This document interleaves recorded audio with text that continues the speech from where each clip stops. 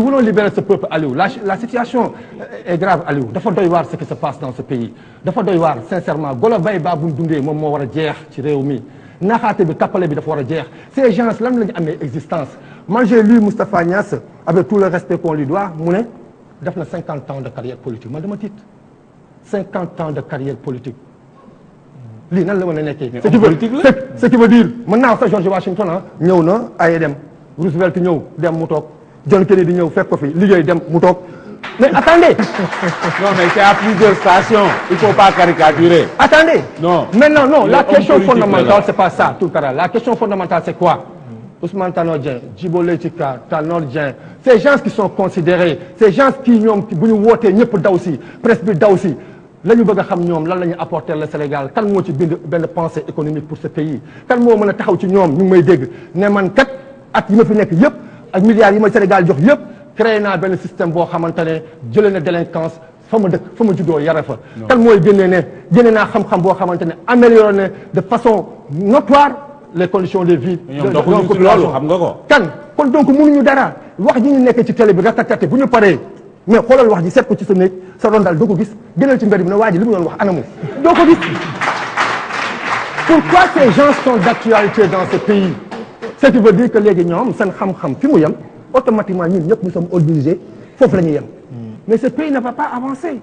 le président Macky Sall nous a trahis. il a trahi la révolution parce que il a trahi la révolution mooy moom mënul nekk le premier président né après les indépendances un jeune xale bu tuuti. ñu am ci moom yaakaar génn ci mbedd bi daxanteeg tali yi bi muy dem central ci tali bi laa tëdd moom mu ngi may dégg dina ko fàttaliku ci kaw tali bi laa tëdd na trop bi du jaar il se souvient angle central yaakaar boobu la tas parce que on s'attendait que mu ñëw ànd ak suñuy morom ñi fekk tey xam réalité ak enjeu yi nga xamante ne moo régir le monde d'aujourd'hui mais nga ñuy forcer ay pas yoo xam dañu naan la bi De Gaulle taxawee fii maa ngi taxaw kooku moo ñu war a diriger. ñooñu war a diriger dans ce pays. je pense que c'est pas du tout sérieux. donc il faut que quand même ñu sérieux. il faut que qu'on respecte ce peuple. il faut qu'on respecte ce Sénégalais parce que tout simplement il est ayant droit moom mooy fay impôt mooy fay courant mooy fay ndox mooy fay lu ne ñu koy jàpp di ko caaxaane.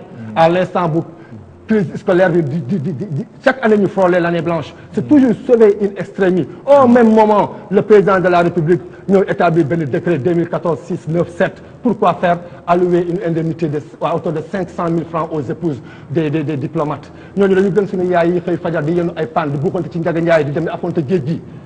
que le président Macky Sall revienne à la raison que le président Macky Sall sache que ce pays ne mérite pas ça ce pays lui a tout donné cette jeunesse lui a tout donné il a versé son sang pour que tey mu toog fi mu toog c'est pas du tout sérieux au moment où les professeurs sont dehors am seen i doom am seen i njaboot di laaj yoo xamante ne seen àq seen yelleef la ay engagement yoo xam ne ataa moo ko jëlaat mënu ci respecter benn l'illustration parfaite ana 500 000 employés l'illustration parfaite ana li mu ñu waxoon ne damay wàññi sama mandat wër adduna bi tey Obama Hollande ngi nii jàngal ko encore démocratie rawaat ñu ne moom du nekk du dem war na rus le sens de l'honneur doit revenir dans ce pays le sens de la responsabilité doit revenir dans ce pays nous n'avons pas un discours politique politicien nous avons un discours pour ce peuple nous sommes